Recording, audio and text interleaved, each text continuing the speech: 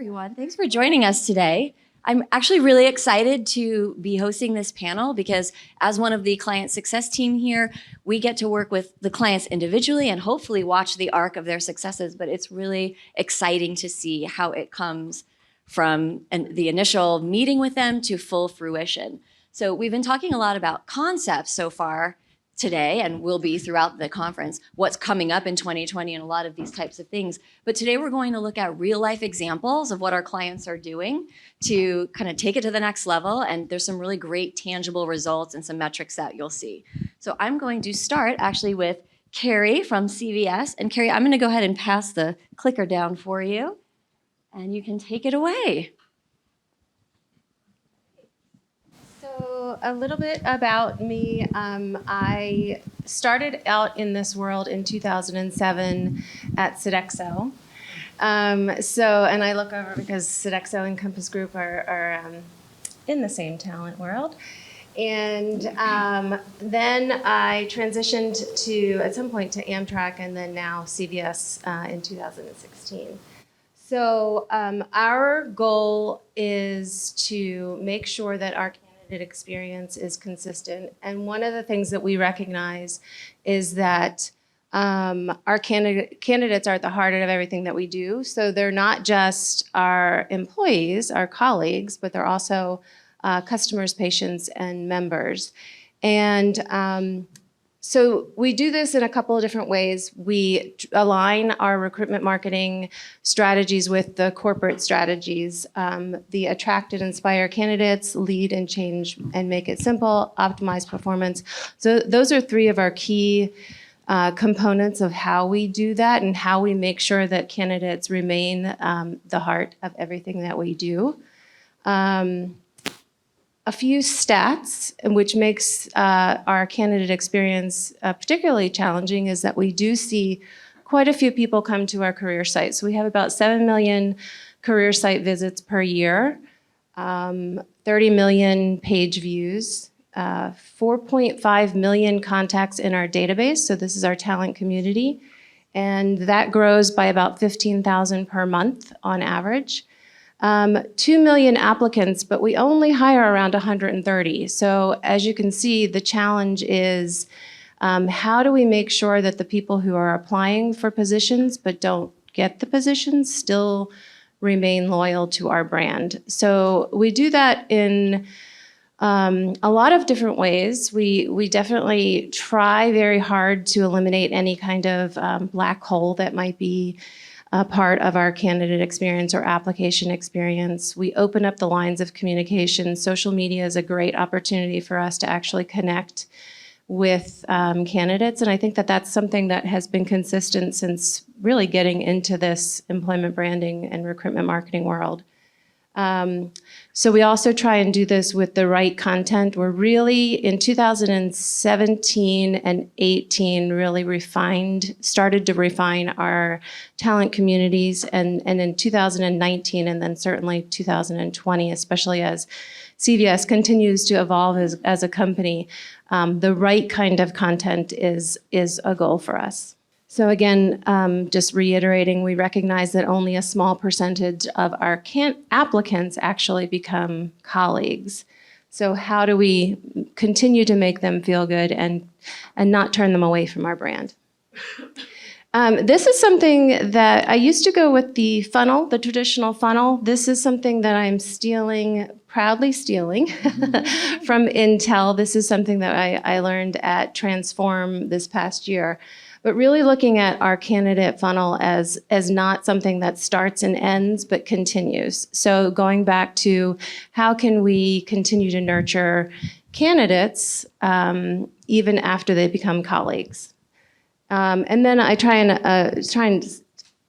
pop in some of the technology that we use to help us meet these goals. And another way is we're continually checking to make sure to see how our candidates are feeling. So we have a couple of different touch points in the job seeker experience. So just on the career site itself, how are they finding the right content? Are they finding what they need to find just in their search? After they apply for a position, did they have a good experience? And then even after they've been dispositioned, we use a tool called Your Next Step by CareerArc, in fact. And these are some of the data points that we see. So one of the quotes, and I don't think I included it in here, but they said that their experience was positive and that they would, even though they didn't get the job, that they would continue to be a CVS client and customer. And that to me was a very rewarding and shareable piece of content with my leaders. All right, thanks, Kerry. So thank you. It's really interesting to see the candidate experience when you're dealing with that type of volume for candidates. So thank you for sharing how you're really caring for them. Next up, we have Summer from Compass Group. And I've actually had the pleasure of working with Summer for about 3 years on and off. So I've got to see quite a bit of her journey and how she's positioned recruitment marketing for Compass Group. So Summer, you are up. Thank you. So Compass Group is the largest food service and support service company that no one's ever heard of. So that's kind of our gimmick. I want to change that and really push back at our executives probably 4 years ago about what could we do to be a company people knew. So Kerry's point earlier about Sodexo, that's a known brand within our industry. People know that brand. Compass Group goes as one of our many companies. So a little bit about Compass. We have over 265, it's actually 270,000 as of today, employees throughout the US and Canada, over 600,000 globally. So that's a huge amount of people, which means we have a ton of stories. So we should have plenty of content to share, right? So from the food service perspective, over 10 million meals served per day to our clients and over 1.3 billion square feet of facilities that are managed on a daily basis. That's a lot. Which is pretty much explains what Compass is. It's a lot, right? It's just a lot. So that's kind of how I approach it. But we have won some really amazing awards, and that gives us a lot of things to promote from an employer perspective. And how do we get candidates? What we found is that no one really knows who we are, right? So when you say Compass Group, does anyone in this room know who they are outside of what I just told you? Oh, like three people. Awesome. 4. Great. So here's some of our brands that you might know. So Bon Appetit, Canteen, just a wide variety of different business and industry places. We're in the education space pretty heavily, sports and leisure, healthcare services, procurement. We're all over the place. So that's a lot of different brand stories to keep up with. And each one of these brands have their own marketing and comms teams that really do a great job of marketing out where it needs to happen with customers. Not so much when it comes to candidates. So when we're getting in front of candidates, our recruiters are spending sometimes upwards towards an hour trying to explain to people what Compass Group is and why that's of value to them to come and work there. It seems like it should be pretty simple, right? So it should be, we have all these brands. You could actually come to our company and work here your entire career and probably hold 20 to 30 different jobs if you really wanted to. You could change yearly and no one would fault you for that in our company. It's part of our culture. That's really hard to articulate to someone who's younger or early in career and is really trying to come up with what they want to do. They can't fathom this. So that's where we started to find recruitment marketing really needed to be a thing within our company, and how do we really market our employer brand in a different way, because we didn't have one, right? Because we weren't really marketing Compass Group, we were marketing these sectors. So again, our challenges then would be market conditions. Our candidate behavior was a challenge just because we do have all those different sectors and they all have their own websites and their own career sites, and it was just a big jumbled mess. And so 4.5, 5 years ago, we started to untangle it a little bit.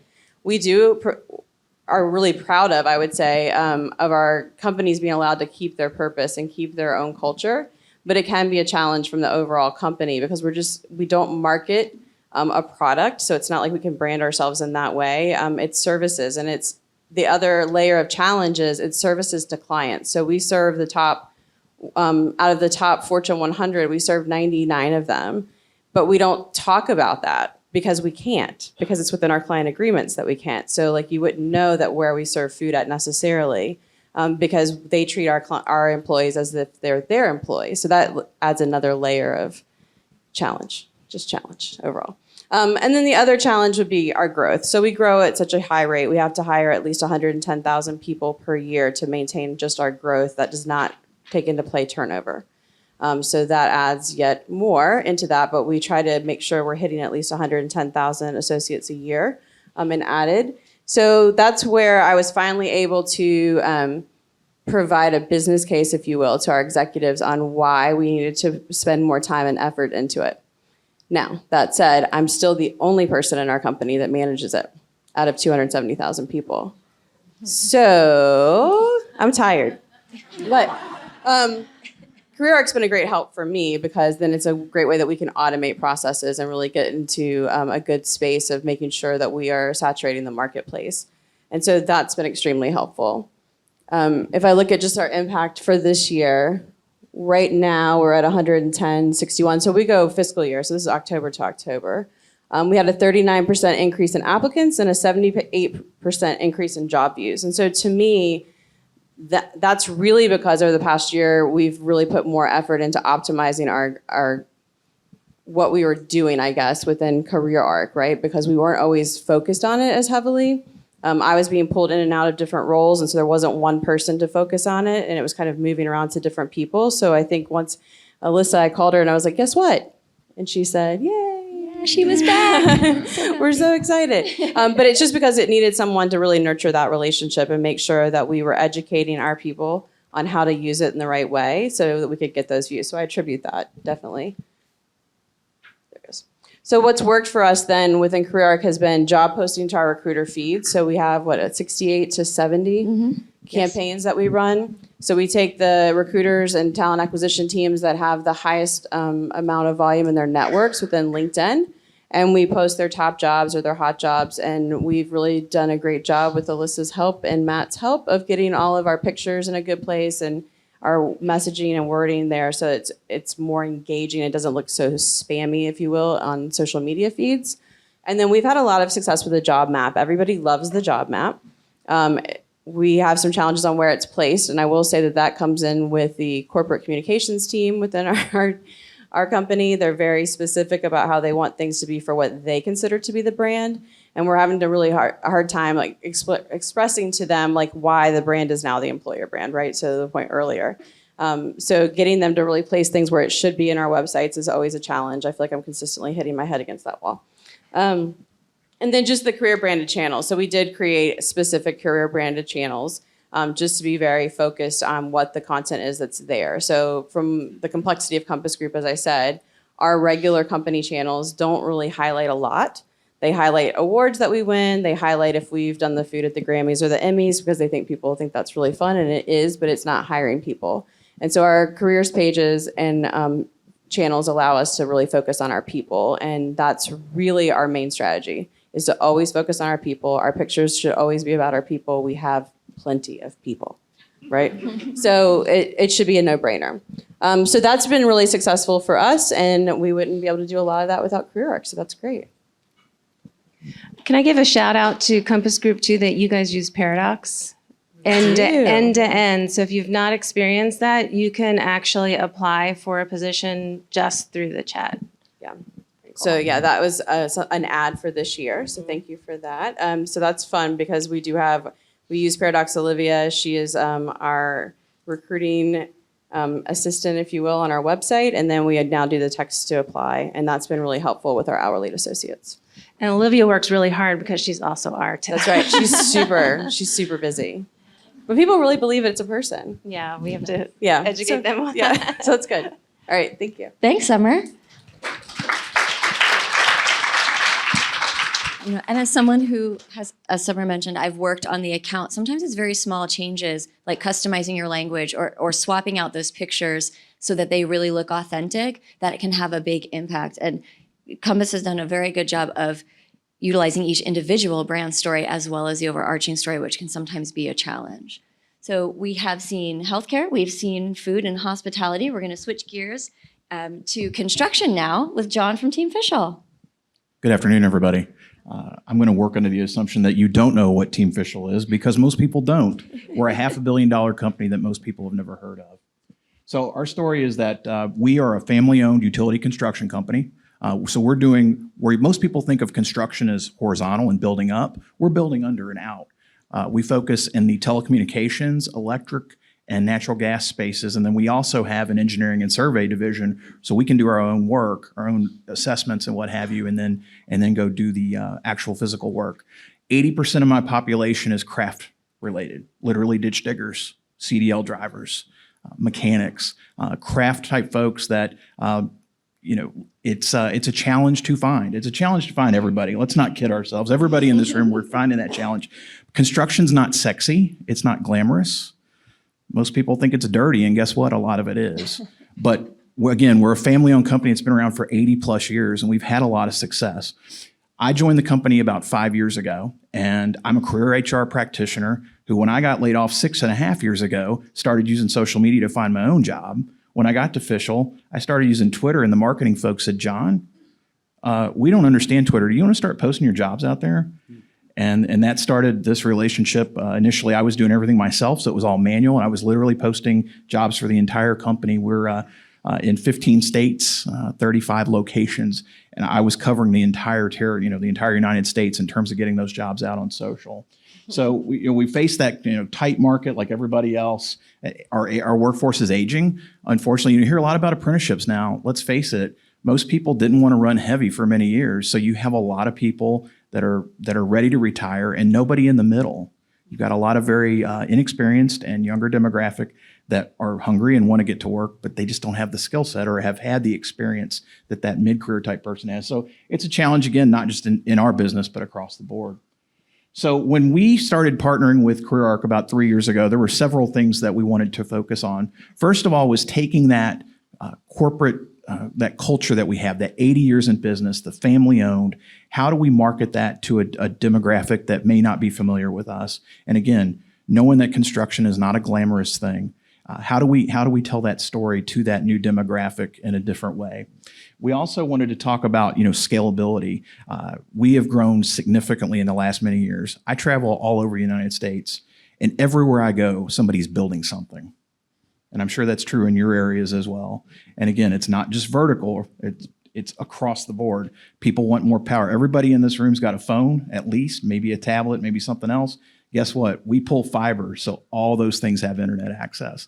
It's a beautiful thing. But it's, we needed to be able to scale up because, again, as just John Thurmond, the HR practitioner, trying to do HR stuff and all the social recruiting was a challenge. And then also not only driving numbers up, but getting better qualified folks. How do I target some of those folks? In our world, electric line workers are probably the most challenging people that I try to find. I know here in California, it's a real big problem. Most of you hire the people from on the other side of the country and bring them here because you pay so much better. But, again, how do we target those folks in that? And so, again, over the 3 years that we've been working with CareerArc, we've had tremendous success. So talk a little bit about kind of what we've seen. In the 3 years, we've seen about a 20% year over year increase in terms of our applicant activity. I attribute so much of that to what we do and how we're telling our story. I talk to a lot of my competitors, and they're blown away when they hear those numbers. Most people are seeing numbers go down, and we continue to go up. We've seen about a 47% increase in headcount in the 5 years I've been there. I don't see that number changing. I literally I got 5 new orders this week for a brand new state that we're breaking into. And so guess what? John's probably going to be traveling to Alabama. Anybody from Alabama, I need to talk to you after this is over, because I've got to open multiple offices there soon. And then about an 88% decrease in my time. Again, that's selfish. John didn't want to have to post everything himself. Being able to work and automate so many things with the platform has made it just a tremendous asset to us. In terms of what's really worked, I always like to talk about Facebook from the standpoint that, particularly for the folks that I'm trying to reach, we do a lot of employment open houses. Literally open our doors, invite people in, give them a handful of peanuts and a bottle of water, tell them about Fishel, why we're the best choice in utility construction, why you should want to work for us. And we'll have groups of managers sit down with groups of folks at tables and then talk for a bit and then bring them back in for face-to-face interviews. About 50% of my candidate pool in those open houses comes through Facebook. So we do a lot of targeted invites and things when it comes to that. With Twitter, if you work with trade schools, and we work with a lot of trade schools because, again, while I really need those mid-level and experienced folks, finding those brand new to the market, have a little bit of training that are looking to break in, I need those folks too. trade schools have a lot of the ones I deal with at least, have a tremendous Twitter presence. So we like to communicate with them. We'll post pictures. We know that their students are following and they're going to be seeing us, and typically those schools are communicating back to us as well. Summer mentioned the job map. Look, again, I work for a construction company. Most of the management folks hate computers. They literally came from the field and ran drills and ran equipment. When I showed the job map the first time to some of these folks that have been in the business 40 years, blew their mind. They loved it. John, this is so cool. This takes us into a whole nother level. And it's just been a tremendous asset for for management to see, but also candidates can go in, hover over a job, see a video, learn a little bit more about us. And so that's been just a tremendous asset. As far as what we're looking forward to in 2020, we just implemented an interactive job map where you can actually hover over a job, learn about it, click on what's open, but then also see a career path. Because you can actually go in and hover over the job and it'll show you the weird twisted path that many people take along the way. And like everyone else, we're continuing to focus more and more on video this year. We continue to create a shorter snippet type, here's why to work here. We talk a lot about, are you driven? What's the drive to come to work at Team Fishel and be part of the best choice? So again, appreciate everybody's time and thank you.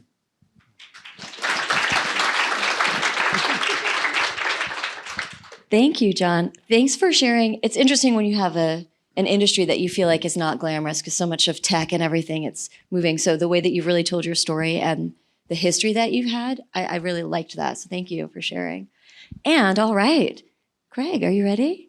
All right, so we're scooting over to Texas. This is Craig from City of Plano. He's going to share his story with us. Howdy. Well, first of all, I have to say I'm blown away. A North Texas boy, born and bred, working for municipal government, on the stage at the W in Hollywood. See you guys later. I was talking to Tallulah and Joanne, sharing that again, the honor of being able to be on this panel and kind of share the little bit that we've started off with, that they said you have 5 minutes. And I said, okay, as long as there's enough coffee, we're going to be good. So bless your hearts. So here we go.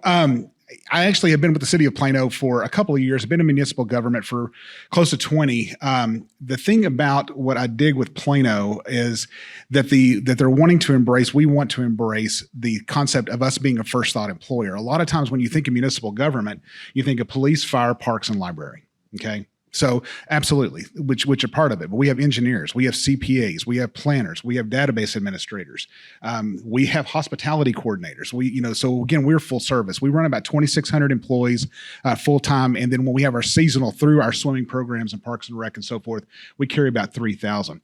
We did take a look at the job map feature. It's really, really cool. But with the city of Plano, it would be one dot.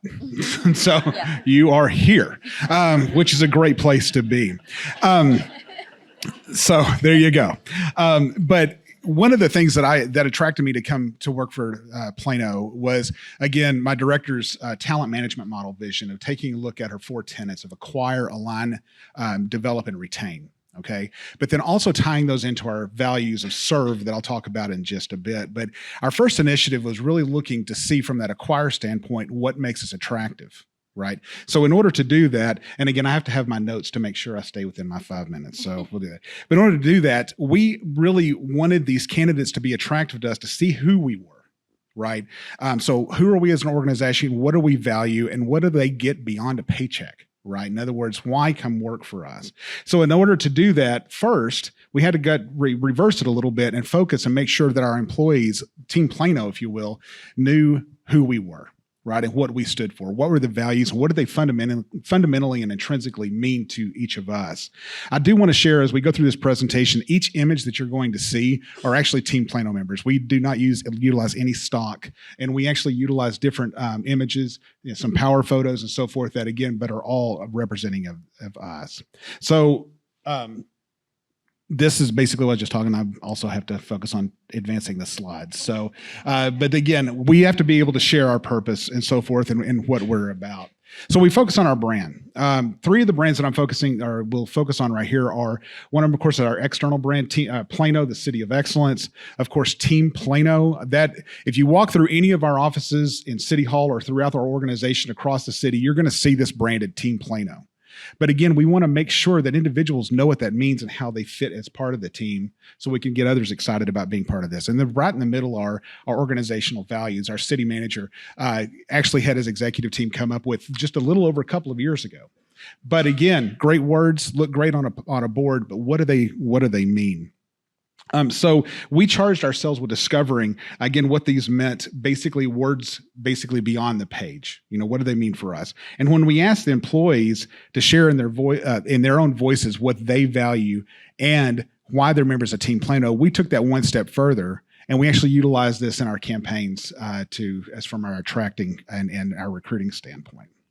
So talking about our culture a little bit, Simon Sinek, author of Find Your Why, and I know he's done some other great I'll call them intrinsic and fundamental books. He says, if you hire people just because they can do a job, they'll work for your money. But if you hire people who believe what you believe, they'll work for you with blood, sweat, and tears.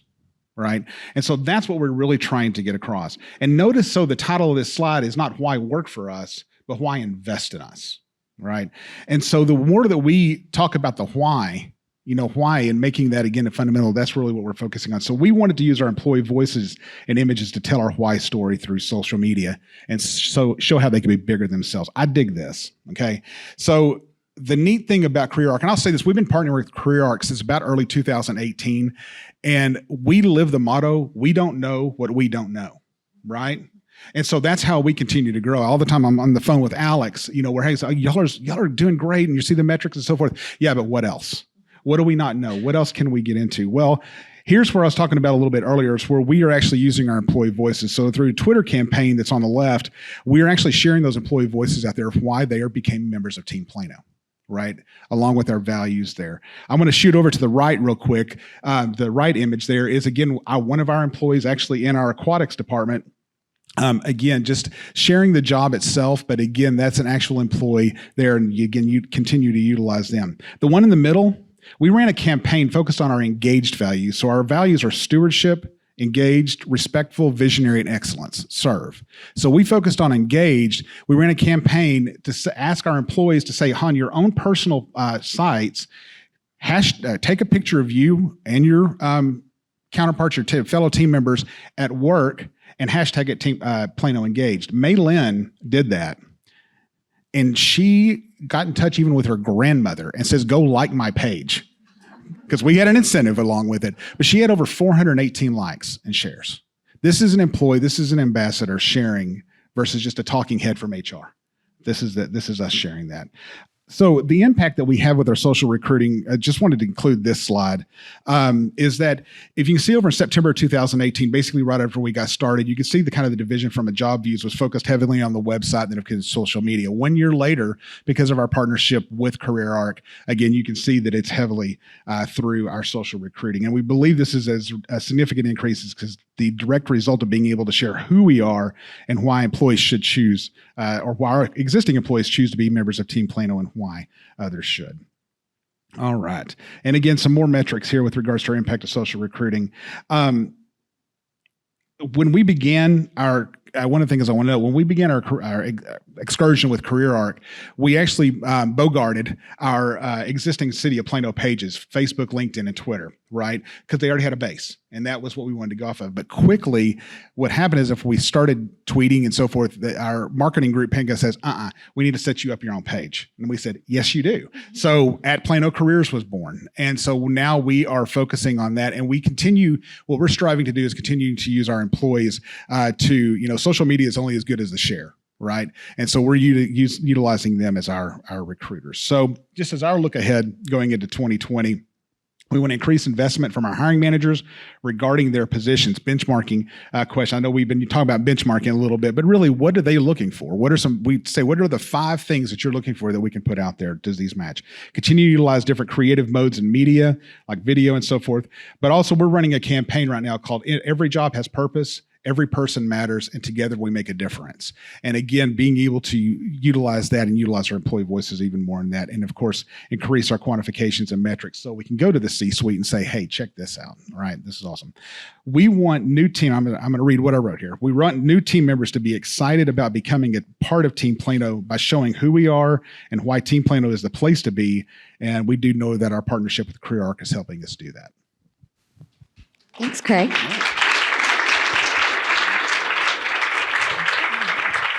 I really like hearing about your employee ambassadors. That's such a fun way to spread your word and let people have fun. You all have unique benefits and values. Get them talking about it. Yes, ma'am. All right. So thank you all very much for sharing your stories with me, with the audience. We really appreciate it. It's been very exciting. I have a couple of questions, so you can chime in as it feels relevant. So for everyone on the panel, as you've developed some of this, like Craig, you said you kind of started with marketing and then they were like, oh, you need your own pages. Yes, we do. So what kind of challenges have you faced within the organization that you had to maybe prove value or champion these types of campaigns and initiatives? I think for us, it was the demographic shift. Again, as I mentioned earlier, a lot of what I would call old school folks that don't want to be on computers at all. I remember when we implemented the ATS. We've only had an ATS for 6 years, and people didn't like the fact we weren't doing paper apps anymore. But the fact that as our demographic has changed, now when I do certain events, we sponsor a NASCAR event, or we're track sponsor at a NASCAR event in Virginia. I have teammates that come and take pictures and want to share it on everything and on our Team Fishel jobs page and those kind of things. But that's the demographic that's into that as opposed to that. But I think that's one of the toughest sells was getting some of that, some of those folks that just they're not using social themselves. They don't see the value in it because it's not them. You know, what's in it for me? I had to get them there to help understand that. And I think for us too is that, you know, I know it was mentioned, we don't have a million of job applicants coming in, but we have about 30,000 job applications a year. That equates to about 300 or plus, you know, job applicants per job. And it's getting our hiring managers from a buy-in standpoint. Yes, we're not in the old days of you're going to go look at a paper and find a job, or you're just not going to post on a website and get those. We're looking for quality, but we need the investment of our hiring managers to share, here's what I'm looking for, so that, and it was shared earlier today, if an individual can see from the post, either, I'll just say this, if they don't match what our values or what we're sharing, or again, maybe those 5 questions, we're looking for an individual who can, blah, blah, blah, blah, blah. If they can move past that from what they see on a quick social post, then they are not becoming part of that 300. So we have already moved past that. And we're not saying we don't devalue you. It's just that here's who we are and do you match it? And so it's getting our hiring managers on board to say, take some time to invest this time. And then, you know, you're going to be able to hopefully see that through the quantity or the quality of the applicants versus the quantity. Summer, you mentioned earlier a little bit of buy-in from the higher ups. Yeah, so I was going to talk about that a little bit. So in a company of our size, we have, for all those companies, they each have their own CEO and executive boards. So that's a lot of executives to have to get in front of. So honestly, my first 6 months when we started to champion this was getting in front of each and every one of them. There's some generational gap issues there where they just had no desire at all to put anything about their companies on social media. So the first piece was really trying to convince them, let me go empower everyone to post. And what that translated to look like was I went on a roadshow tour for about a year where I was going to all of our main meetings and hosting workshops on social media to empower our people, because that created the sense of trust with our leadership team that, okay, you're doing your due diligence and you're not just asking people to post. You're not just like saying, hey, start promoting us. You're giving them real parameters around it. And I made the strategy very easy for them. Post about our people, highlight our people, educate about our companies. Very simple. And then I've had to act a little bit like the police, but that all of that has really been just to gain that trust of our executive team so that now, you know, 3, 4, 5 years later, they're trusting what I have to say when it comes to what we're wanting to do, and they don't question it. I was telling someone earlier, one of my proudest moments when we were talking about that piece would be the fact that none of our executives had social media presence in 2016, and now 80% of them do and are actively posting, and they're creating their own content, which is amazing because that or having their people create their own content. But that helps give us content to post, and it helps encourage everyone else in our organization. It's a huge organization, so if you don't have the executive leadership participating, it creates a challenge. So. Yeah, I think I have come full circle. So when I first started at Sodexo, we had our corporate comms team, for the lack of better term, say this is social media. It's not going to last. It's a fad. So we had a great opportunity to share in the excitement with the corporate comms team, and then the next place that I went, it was, this is social media and I'm the social media director and I need to control everything. And then so it was a little bit of education. At CVS, it's a shared responsibility, and we have great policies and guidelines, and our corporate social media team encourages it across the board, and not only encourages the use of it, but then also how can we promote other channels within the organization to get the right message across. I feel like I've actually come full circle, because my first day at Sodexo, Shally was speaking, and here he is speaking again. I haven't seen him since, so it's a nice little full circle moment for me today. That's great. So we have about 5 minutes left, so I wanted to open up questions to the audience in case anybody would like to ask anything of any of the panelists or all the panelists. Okay, I'm going to walk around because I think we have all of our mics on stage. Thank you. My name's Sam. I guess my question is for John. I'm in property management. We're in a literal hiring crisis for service technicians right now. It's a skilled trade. It is a dying trade. It's not a sexy job. It doesn't pay well, and they hate the internet. I feel your pain. But the problem is it's an all-encompassing maintenance position. So it's not just electrical. It's not just plumbing. It's not just AC.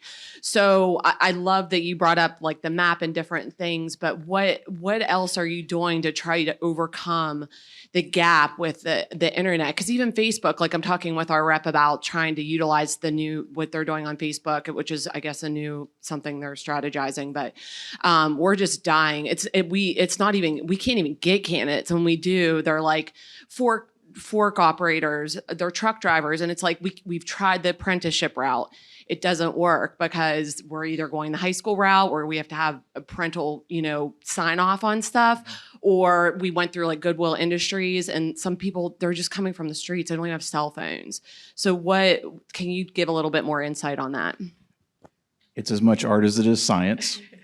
I don't know how much veteran focus you've tried, or I don't know geographically where that works. We have really reinvigorated our veteran program in the last many years. I'm a big proponent. I'm going to shill for SHRM for a minute. They have a tremendous military recruiting training that you can do for free. Thanks to Comcast, they're sponsoring it right now. But it's 10 hours of training that gives you some insights, particularly if you've not done a lot with the veteran population. But I would say veteran population, find trade schools.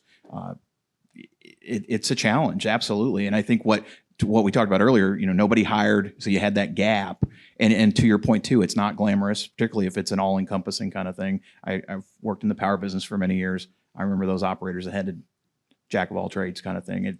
I think hitting those high schools, selling it earlier. I know power companies are now going into the elementary schools to tell kids about careers. People thought it was crazy 15 years ago when American Electric Power was in West Virginia telling kids that weren't going to go to high school or go to college, rather, you want to become a line worker and you can make $40 an hour and you don't have to go to college and mom and dad don't have to pay for. People thought they were nuts. I thought it was genius, and they were right. So I think it's hitting it. It is some spaghetti on the wall, unfortunately, but happy to talk more later about it if you want. And I'll chime in too. I also have a client who is offering the training for people because they have a market where they can't find some of this more skilled labor. They're saying, come work with us. We'll actually pay for your training. And they've been able to find some candidates that way. It's certainly a theme that I think all of you are very personally familiar with, obviously, which is shaping the perspective of the executive or chief team. And what I encounter a lot in speaking with talent leaders is I think there's some trepidation in having those conversations. So, each of you in your own way, I think, brings a lot of confidence to what you do, which is awesome to see.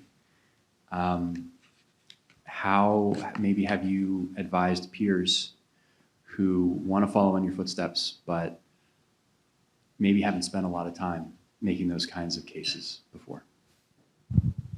I think that's a great question. So I'll take that first if that's okay with everybody. But it's one of those things where, first, thank you for that, because I think that all of us have worked really hard in our spaces to gain some some space there and actually be the thought leaders on that in our companies. And I think that's it. I mean, I talked about earlier, like gaining that confidence of our executive team and showing them real proof of, hey, people love this, and people are getting it, and it's not just about attraction anymore, it's about retention. And when we have high turnover rates in the food industry, I mean, food service industry especially, that's a huge win. And so I didn't really know anything about creating a business case when I started this job. And I didn't come from corporate. I came from radio and broadcasting. So that was foreign concept to me. I just walked into offices and acted like naive about it and said, oh, I can't just have a conversation with you? Cool, right? But over time was able to start having those conversations because they're like, okay, maybe we should listen to her. So I think it's always just the relationship piece. And so I just worked really hard to build those relationships. So I didn't have to worry so much about the business case, but just being open and authentic about failures as well as wins was a huge help as well. At a recent conference I was at, somebody was talking about exactly that and how they got started. And essentially, a lot about social is very spontaneous, or it should be spontaneous. But what she did was created basically weekly sell sheets or an email that would go out. And she used a tool like, I think it's click to tweet is one of them. And then there's another one called Share Generator, I think, where you can actually create the quick link in the email or in the PDF or whatever it is. And then you can get that content pre-approved. So I always say lawyers and corp comms, they are my friend. So I make sure that I am not the type of person, and in this role, I don't ask for forgiveness. I try and engage up front so that I'm doing things the right way. But I think as you continue to develop content and provide good content, shareable content, then you'll gain that ability. And then, of course, there are tools out there, if you have budget, that makes it really easy to get pre-approved content, and then it's shared out, and then it's literally with one click. Lots of different tools out there. I'm going to go very basic on ours. I think the first thing is that for our executives to understand, when we say Team Plano, they are also members of Team Plano. They're not above, they're not below. They are actually members of that, and that they understand the value that they bring to their job as well, the thumbprint that they make, that they're a part of this group. And I think for us, we just thread everything that we do, whether we're doing it through our recruiting or internally, whether it's our employee recognition or so, is our values. But again, sharing with our executives and saying what we're doing is we're promoting who we are, not who you are, but who we are is that. And if, getting their buy-in for that they are just like the individual filling the pothole, that this individual, again, is making the same type of thumbprint working towards the same goal. All right, thank you, everyone. Please give our panel a hand. Thank you for sharing.